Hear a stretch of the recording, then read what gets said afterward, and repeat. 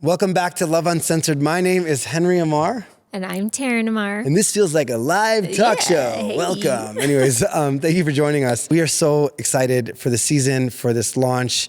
If you're listening to this when we launch it, you're with us from the very beginning in this masculinefeminine.com era. And if you are listening to this later on and you're like listening to this, thank you for joining us. We're so happy and grateful to be here. And this will evolve and grow.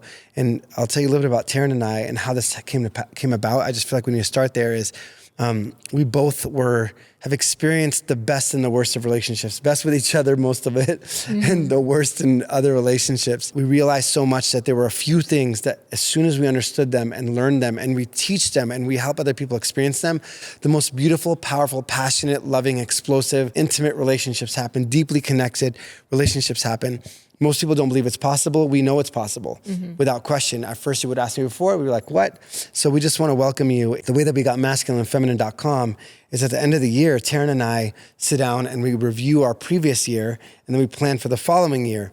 And we're sitting on our couch and I remember just saying a little prayer and I just heard these words, go get masculinefeminine.com. It's time for you to go share what you know with the world. And at that point, Terrin has been trained and certified by one of the best trauma healers, in my opinion, trauma coaches and pioneers in the world. And I had been studying human behavior and working on things from trauma, peak performance, and both of us have been studying masculine and feminine dynamics for so long. And finally, it was like, you need to come together and do this together for relationships. You've already been doing it, make it official. And I was like, there's no way masculinefeminine.com is available. There's no way. So I type it in and all of a sudden it's available. And I'm like, I had to have spelled it wrong. So I put it in my card just in case. I was like, that's crazy. And I go on Google and I type in masculine. And I know how to spell feminine. And I was like, dude, it's available. And I looked at Terrin and I was like, babe, we're supposed to do this. And that's how this thing got kicked off. We were obsessed with this work. We love helping people get into love, out of fear-based living into love-based living. We love seeing people that once were like, is it possible to like, dude, I felt like connected to my person. Or if they're single, but Terrin has with her women, she has like a 73% rate of women that are just in the last 6 months that have been working with her that have found great relationships.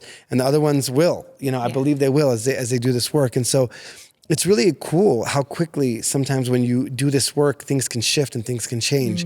And so we're so passionate about this work. And it's crazy because you and I, in our conversations, we've been taught so many things about relationships that are so wrong, whether it's what the world out there tells us or what we hear from our parents or even what we tell ourselves. And we're going to dive into some of the myths that we've experienced and what held us back from real intimacy, real connection, real love. And honestly, I'm going to say this, real self-worth. I will pass it to you to start and then we're just going to bust you some really incredible ones. And I will tell you, there's at least one or two. If you're operating in one of these myths or you believe it and you're able to shift this, it will drastically shift your love life in the most beautiful way. Yeah. And I will pre-frame this or preface this that this isn't a result of anything that our parents technically taught us. We love our parents. We love them so much, right? Our parents did the best they could with what they knew how. This is just the interpretations and stories that we taught ourselves from our experiences growing up. I love the story of how this came to be because I love love and I know that love is the healer. And if those listening knew who I was growing up and what I went through and what I experienced to now being in this beautiful, loving, connected, passionate, deeply alive, like just all things amazing relationship. I know. I did not think it was possible. There's no way. I grew up on a small farm not like crazy, 40 acres in a small town called Fallon, Nevada. But there was a lot of stories that I told myself about relationships just from what I witnessed or what I saw or maybe even watching movies or whatever that might be. And the biggest one for me, which was the root of a lot of pain in my life, was the story of that's just how men are. But what that meant to me was men are aggressive, men are volatile. When they get upset, they're supposed to do these things. And that made me then justify a lot of behaviors within relationships that did not serve me for a long time. I justified the relationship of, oh no, but that's just how men are. And I told myself this story over and over to where I ended up what felt like a prison and like the depths of despair in relationship. And there's no way I could have thought that this would be possible. And that's why I'm so passionate about, like, everyone deserves extraordinary love, and it is completely possible to have extraordinary, like, beautiful love in their life. That's one of the stories that I told myself of that's just how men are. Yeah. That's crazy. I know sometimes we think like, oh, this is how life is. Well, I'm in this relationship. This is how we are. This is how life is. This is who I am. This is what.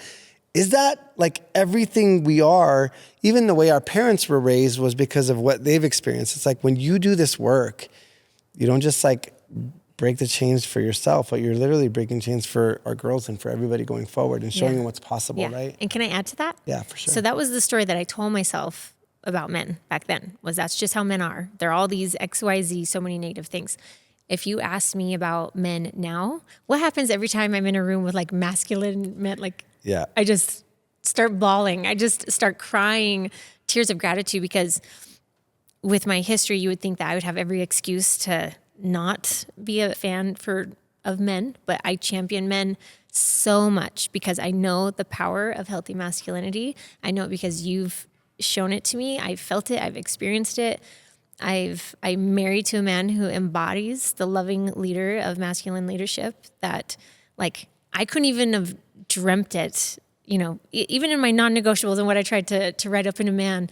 Like, you are so far above and beyond that. And I know that all men can step into that, and that every woman deserves to feel the way that I have felt in that relationship as well. So men, I believe in you. I love you. You're amazing. Your masculinity is a superpower. Yeah. And it is so needed because women like me crave it so deeply. Like, so many women, including myself, I just was like, I just want a man to hug me and tell me everything's going to be okay.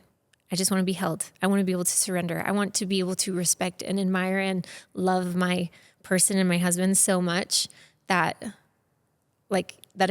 if it was my job, I would say this, if it was my job to talk about my husband, I would be a billionaire, and I get to do that. Like, I love that anything that I speak about you now, I get to say it and it's truth. It's not me putting on a mask. It's not me saying something that's fake or anything like that. So the story I tell myself about men now is such a beautiful story. Yeah, I love that. Thank you. And I'm so grateful for you. I literally tell you, sometimes I wake up, and I'm serious. This actually helps really, like, if you wake up and you see your person sleeping, and my wife is sleeping, and I'm like, she's so vulnerable. Like, she trusts me to be completely in surrender right here next to me. Like, that's such a sacred trust that someone has for you. I'm like, man, I just want to protect and love this woman and help her. As soon as she wakes up, how can I have her wake up into a world that, I can help shape the world that she wakes up to. That's so freaking cool that we get to do that. Like, how cool is that? So sometimes what they taught us about relationships, sometimes they didn't teach us with words, but they taught us with example. And so I love my parents so much. They went through a lot. And it was a very non-polarized relationship. The intimacy wasn't there. My mom was clearly not attracted to my father in a sexual way. There was a lot of dutiful relationships. Yeah. And sometimes I just think like, like, that's just relationship. You go in, you have a partner, you raise kids, you do these things, you check the boxes off, and you go there. Yeah. And it's crazy looking back. And it's funny, I don't think I've ever said this publicly. My father's passed on, and I love him so much. But there was a moment when I was a kid, I remember a woman leaving our back door. Mm-hmm. And there was a woman at our house. And me and my mom and my sister were coming back from school. And I was a kid, right? But what beliefs did I have about love back then? Right? That, there's not intimacy, and my dad was not a healthy man, and he's an amazing man, but he had a lot of trauma, and my mom, and I guess sometimes there isn't connection there, and all these things that were lined up, and I realized it was just because needs were not being met in the home.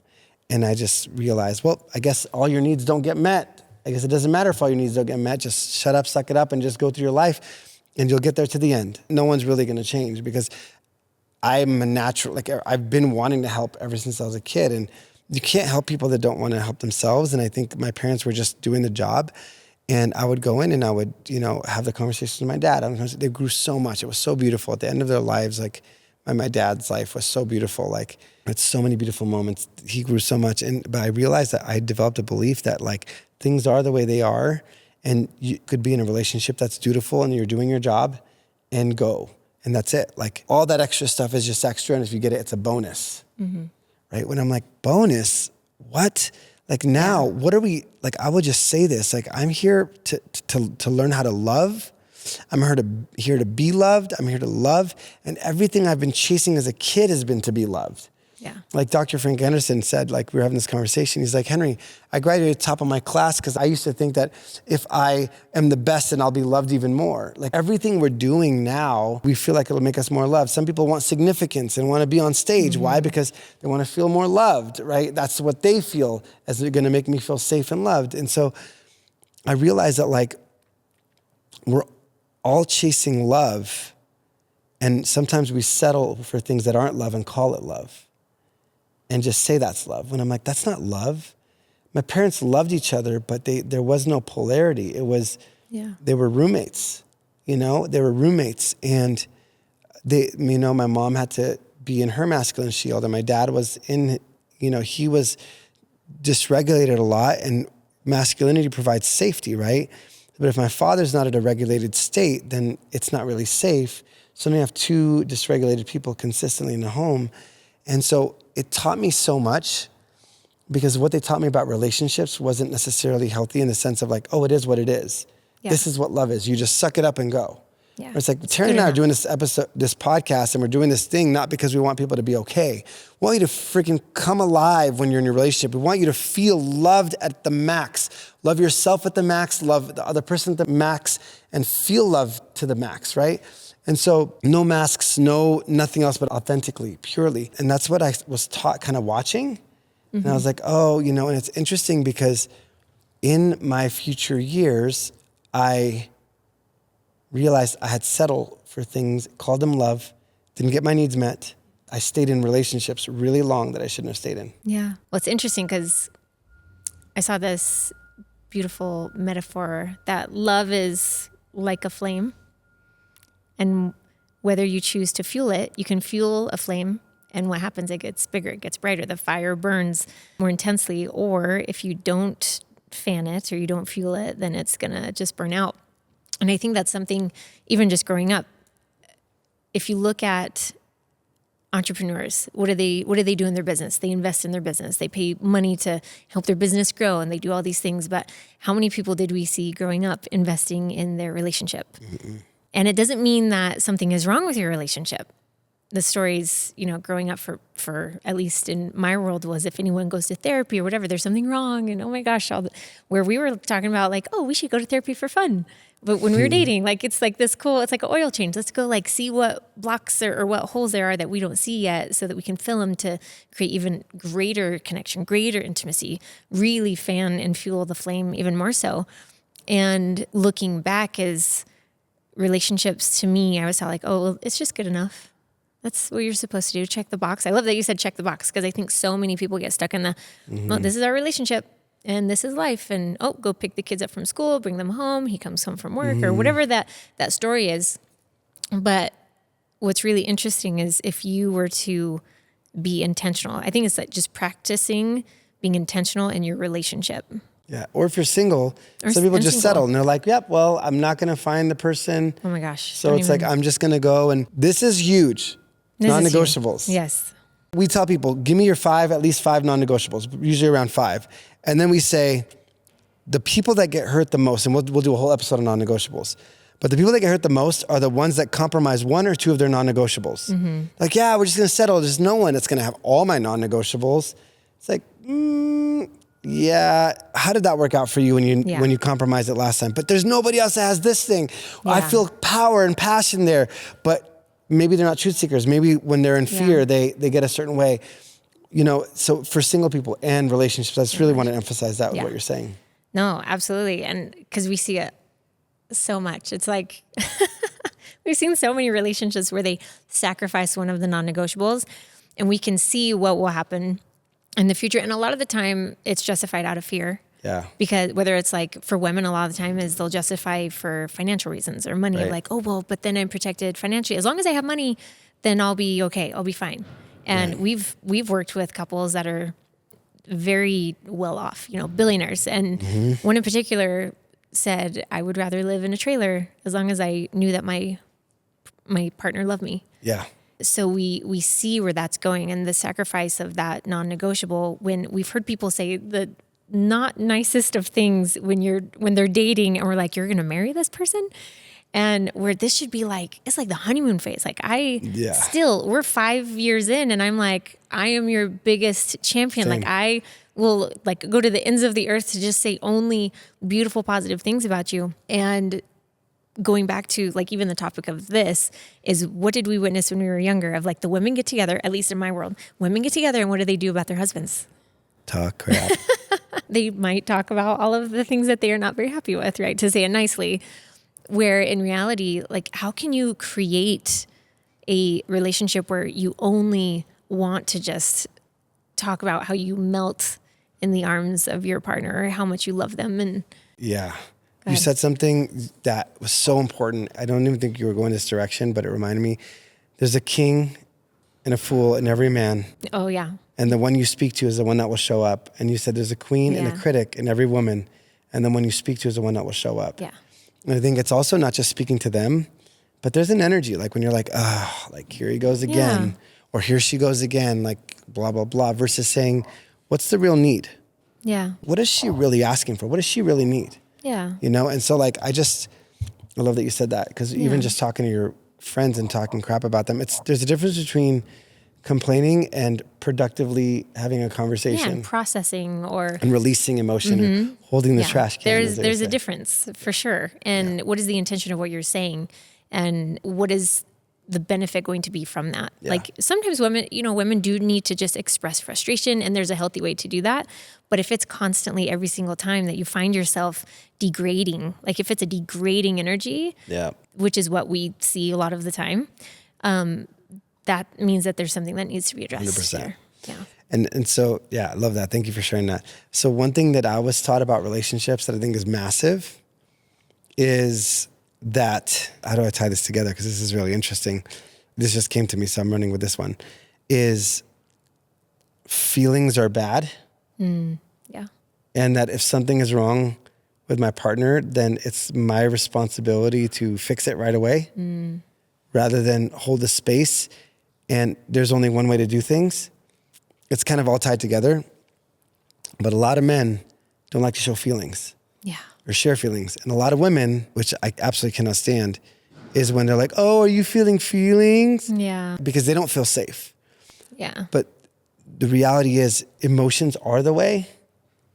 And when we hide or cover or emotionally override or on the opposite, get lost in emotion and let our emotions overtake us, I was never taught that emotional mastery is a key to healthy relationships. Yeah. Do I know my emotions? Do I understand my emotions? Do I allow myself to feel my emotions? Can I be, as Master Kip says, with my emotions and not in my emotions? Yeah. And do I understand that my emotions have a message for me? But a lot of people are like, oh no, I can't feel emotions in a relationship, or it's, you bottle it in. It's like this cycle, right? I'm not going to say anything, and then I'm going to blow up at you. Then I'm going to feel bad and not say anything, and I'm going to blow up at you. That's why you see in relationships. Yeah. Whereas my mom would not say anything. My dad would bottle it in and say something, and then my mom bottle it in and say something. That what I saw was, you don't talk about the hard things. You just got to just go with the flow. Yeah. Or if you talk about it, it's a fight. Or talking keep about the peace. Yeah, don't like conflict is bad. Having a different opinion is bad. It's like, no, like, dude, we're built different for a reason. And so I think for me, realizing that healthy conflict, healthy disagreements, healthy conversations that may not necessarily start at the same place, with an approach to openness and love is the way. It's not avoiding the way. There were so many things we sweep under the rug. Oh my gosh. We wouldn't say. It's like, no, you just don't talk about that. But it's like, that's the one thing I learned. And I was like, no. Now it's like, I probably over communicate things like, listen, I think with this. And then, but at this point we know, we're like, hey, we're in this for a reason. And this is the vision, as you said in the last episode, we casted a vision for our relationship. Yeah. And if it's not leading us toward that vision of love, if it's a fear-based thing, then having those healthy conversations rather than what I learned was dust it under the rug. Yeah. Don't say nothing.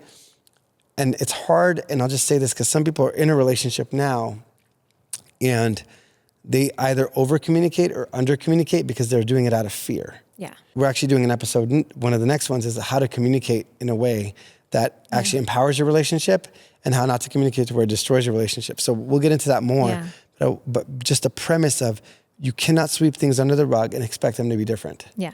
And I want to take that further of what happens when you do sweep them under the rug is resentment. Yes. Resentment. Boom. And resentment is the ultimate relationship killer. Terrible. That's why it's so important to be able to have the discussions and have not that it has to be a blow up. I think when, another story I probably told myself was similar of, I just am not going to say anything to keep the peace. Like, I don't want to disrupt anything because my belief was addressing this will cause a fight and it's going to explode and it's going to be dangerous and scary and all these things. I didn't feel comfortable in that. So I was very much avoidant, or I'll just take care of it because I don't want it to be an issue, where that's not the case whatsoever now of like being able to, like, when we have tension, we'll call it tension because I don't feel like we've ever had like this major thing, but it's because we're able to, like, even if there's a rupture, there's so much beauty and magic and expansion that happens that every time after we are so much more connected and so much closer, even though it feels uncomfortable in the moment. Yeah. And me having the tools now to be able to walk through it, to prepare myself for the Henry winter storm that comes. But yeah, like that story of discussions or fights are just blow-ups and it's scary and you don't talk about these things is a really difficult thing to overcome. Yeah. And so I have a question actually for you. What was one thing you were never taught about love growing up that you wish someone had told you? Dude, work on my stuff, that love. It's funny because part of me saw this relationship growing up. I didn't really have an example fully of like a really healthy, powerful relationship, but you watch it on TV and I wish someone would have taught me how to do the deeper inner work within myself first, because I think I would have gotten to the love I've wanted much quicker. Yeah. And it was learning to love myself in my mess first. Before I went and loved somebody else, love the parts of myself I don't like and go in and know that it's possible and that I could change it. I operated with so much insecurity because I was never taught, A, there's hope, B, it's possible, B, you can get there. I said B twice. A, B, C, D, there's a way that you can get there. Like, this is how you do it. Do this work. And it's worth it. Yeah. It's so worth it. It's so worth it. And so, like, for me, if I would have been taught that earlier, I would have saved myself from so much heartache. Because what's crazy is, I know I mentioned earlier with seeing my father, what's really crazy is 2 of my relationships cheated on me. It's like, did I energetically call that in? Like, what was I supposed to resolve something? I don't know. Like, I could probably look back but I look at where I was with how I was showing up, my beliefs. Not that I wasn't a bad person. I was just doing what I thought was right. I was really nice. I was doing all these things. But there was a part of me that wasn't fully grounded, and I wasn't taught what real masculinity is. I wasn't taught what real groundedness was. I wasn't taught how to heal the parts of me so I could step into this powerful part of me, that I could go and provide this thing and know my worth, to know, is this for me? Is this a non-negotiable? And stop, I call them rational lies. Yeah. I would rationalize so much. So I think doing this inner work for myself and getting myself into what real masculinity is and doing the trauma work that we're talking about now, my gosh. And it's not trauma work because it's like, this massive trauma. It's like understanding my programming when it comes to relationships and what it takes to have a healthy one. What a change the game for me. Yeah. And I think it comes down to the self-leadership within everyone. And so for me, one of my things, like my pure intention after I had exited a very unhealthy relationship, was I want to clear everything out. I want to deconstruct everything I know about love, about relationships, because I do not want to take this into my next relationship. Yep. And so that self-leadership, I had never seen a model of that before. I just, coming from a small town, which is really common, of, you don't feel feelings. But I just was like, I want to do this work because I also realized, I grew up an athlete. I grew up in competition. And I also then felt like, oh, well, guys will like me if I'm like competitive with them. And I like, jab them in this way. And I'm like, which is fun and playful to an extent, but then I would take it too far. But my belief was like, oh yeah, I need to compete and I need to like show that I'm better than them in a way. And that was completely not the truth whatsoever. But that was also like something that I had taken on and a story that I told myself about relationships. Yeah. Because then what I found was I was attracting all of these relationships that I could control. I was in charge. I was, trying to elevate and almost this, I don't want to use the word like dominate, but it was like, it was control. Because if I could control it, then I would be safe. But it did not give me what I was really craving and what I really wanted, which was I wanted to be held. I wanted to be safe. I wanted to be protected. I didn't want to be the protector all the time, constantly, until I met you. And so that's really where, again, I like deconstructed everything. I'm like, whatever I know and whatever I thought, I'm releasing to then create a new story in relationship. So good. Now actually, I'll turn the question to you and then let's just tie it up. Yeah. What is the one thing that you wish someone would have taught you? Like, what's the one thing? And I just want to say this, that it's never too late. Yeah. If you're listening right now, if you're watching right now, like, it's never too late to have the love that you've wanted. It's never too late. I love that. I mean, there's a quote that says, it's never too late to have the childhood you've always dreamed of. It's also never too late to go in and love yourself the way you wanted, to have the confidence you've always wanted, the self-love, the relationship. It's like, it's possible. And it's direction, not speed, but we can get there, and these principles that we're talking about, these myths, these rewiring of belief systems, is so freaking possible. Yeah. That's literally the one thing is that I wish someone would have told me or exemplified for me what is possible. Yeah. Because this is not something that I even remotely saw possible when I was younger. And I'm so grateful that it is possible. And because that's why we're so passionate about it now. And even for this podcast, I hope that it gives whoever's listening permission. Yes, and permission. So good. Give yourself permission to believe that it's possible. Give yourself permission to have hope that it's possible, because we are here sitting, telling you our story to tell you that it is possible. So give yourself permission for that too. And if you have a hard time with it, I'm giving you permission to believe that it's possible. Because it changes everything of what is, how you view the world. Like my lens of the world was so small.